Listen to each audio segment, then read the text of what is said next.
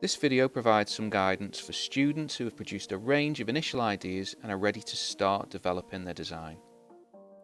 This is predominantly a sketching tutorial and will focus on producing variations of a similar idea with little focus on how we would make the product, as this will come later on in the next tutorial.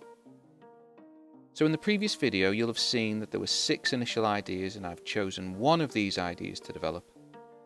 In order to save time, I've decided to create a master copy of my design that I'll use to trace so that when I sketch each variation I don't have to completely start from scratch. If you choose to do this, then ensure that you take the time to produce a good quality sketch, otherwise each following sketch will have the same inaccuracies. Sketch it lightly in pencil, then outline with a thicker dark pen that will show through standard plain paper. Turn the design over and trace to create a reflected version. This will allow to switch the viewing angle of your design with each new sketch, which I find enhances the overall look of the page and prevents it from looking too formulaic.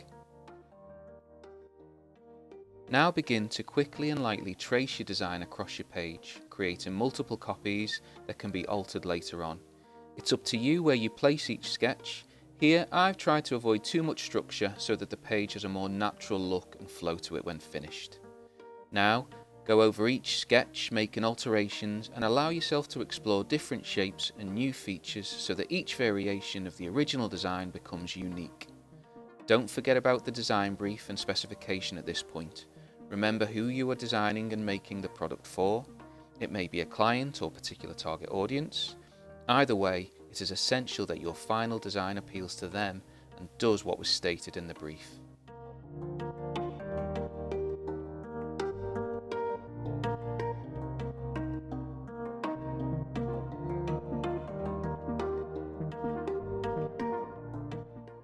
I often find that I'll repeat this process several times, going back over each sketch and adding further development until I'm satisfied with the level of detail.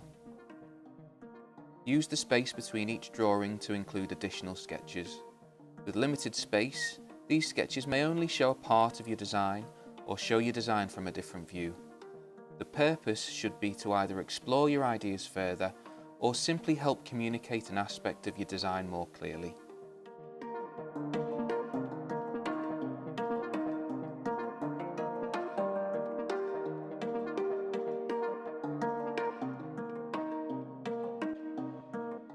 Once you're happy with your sketches and the page layout, you can begin to outline your drawings with a fine line pen. Take extra care at this stage, as mistakes will be permanent.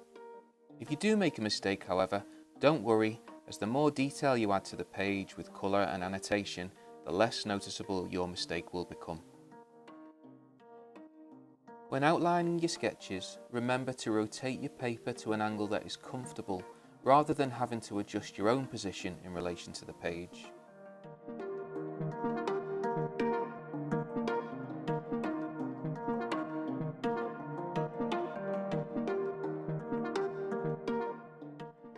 It's up to you how and when you annotate your designs. You may wish to annotate while sketching, as this is the more natural process. More experienced designers will make this process look effortless, with the layout of the page having its own aesthetic appeal regardless of the individual sketches. However, being able to lay out your design pages effectively is a skill and takes time and practice to master. If you want to ensure that your work is well presented, then it might be best to annotate once you have all your drawings down. I've tried to use the space between my drawings to add some useful annotation. Remember that annotation should be used to communicate aspects of your design that aren't clear or apparent from your sketches. Adding colour can be extremely time consuming, and so I'm only going to add colour where I feel it is needed and enhances the communication of my designs.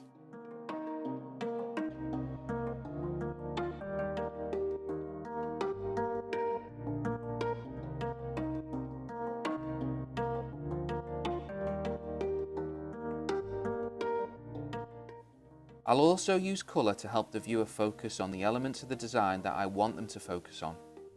Here, the main area of development is the addition of a bottom shelf.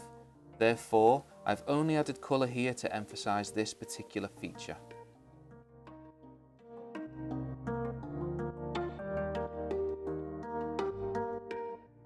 There are a whole variety of ways to render your designs, but I've used colour and pencils as they tend to be the more accessible and affordable option.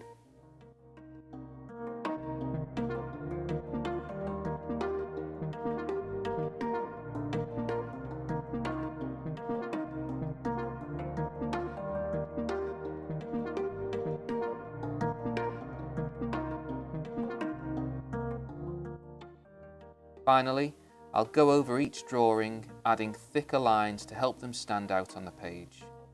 There are certain rules to using thick and thin lines. However, if you're unsure what they are, then the safe option is to simply add a thicker line to the existing outer line of each drawing.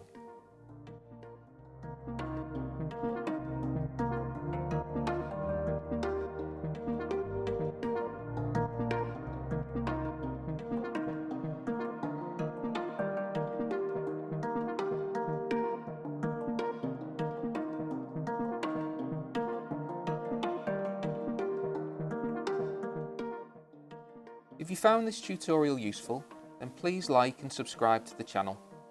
If you have any feedback or ideas for other tutorials, then please let me know in the comments. Thanks for watching.